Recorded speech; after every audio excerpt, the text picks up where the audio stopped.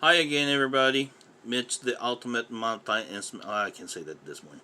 Uh, Mitch, the ultimate multi-instrumentalist, talking about the oboe. So let's talk about the embouchure. Okay.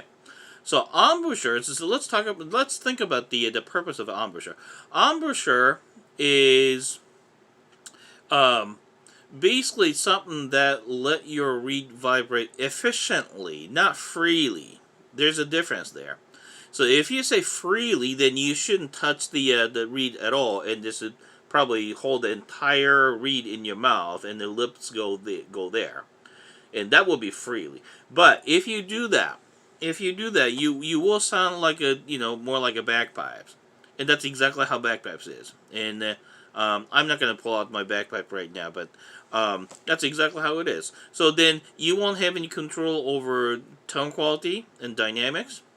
Okay, so um, your embouchure needs to be efficient and something hold the reed appropriately in your mouth.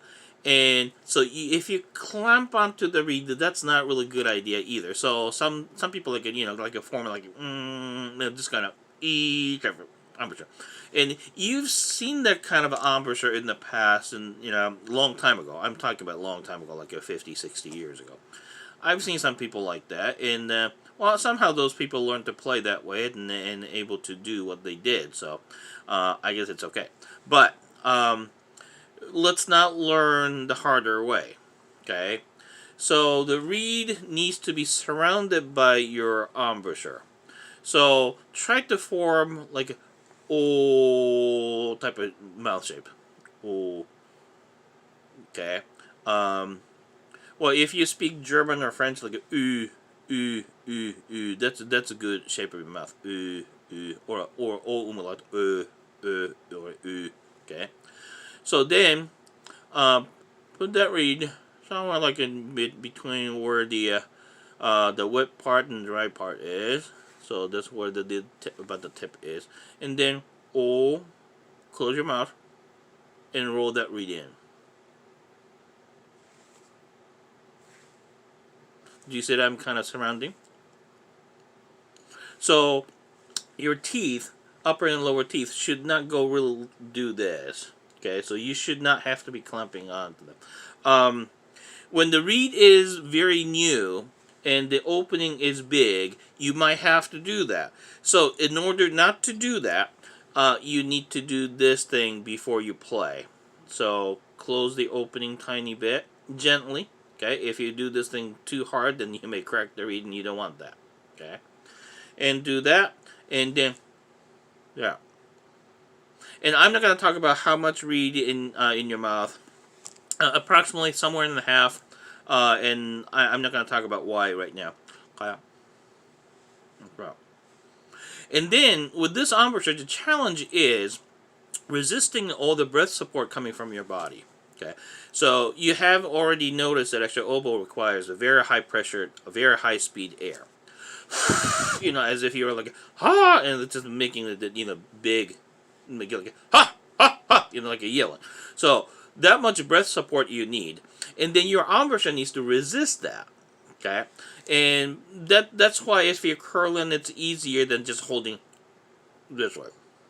Just like pursing your lips in the heart. And I have seen a student like that in the past, but I did not correct her embouchure because she was like a pre-med major or something. That she was not trying to become a professional player. So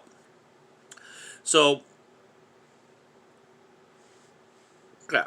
So the challenge is whether you can keep up with the embouchure when the breath support comes in, a massive amount of breath comes in, because you have to resist that.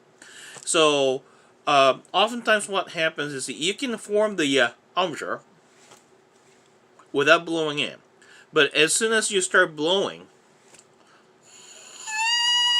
or something like that, change the embouchure in order to resist all the breath support.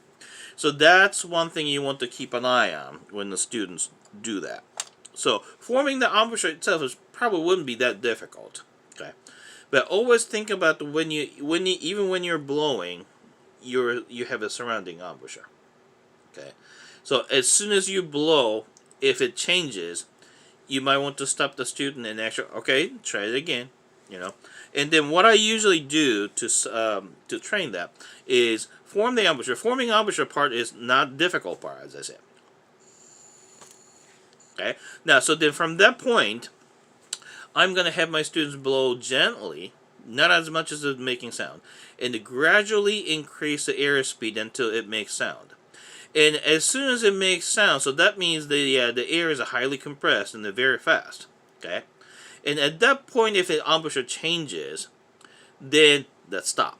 Okay, and then train themselves to keep the same embouchure. So like this. So let me show you the bad example.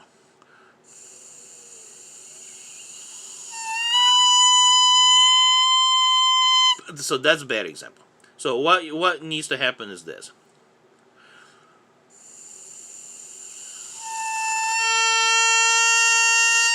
That's what needs to happen. Okay. All right. So that's about the embouchure. Hopefully, that helps you to understand the embouchure a little bit better. And here, Mitch, the ultimate multi-instrumentalist. Oh gosh, this is difficult to say. Signing off. Talking about the oboe. Signing off. Bye bye.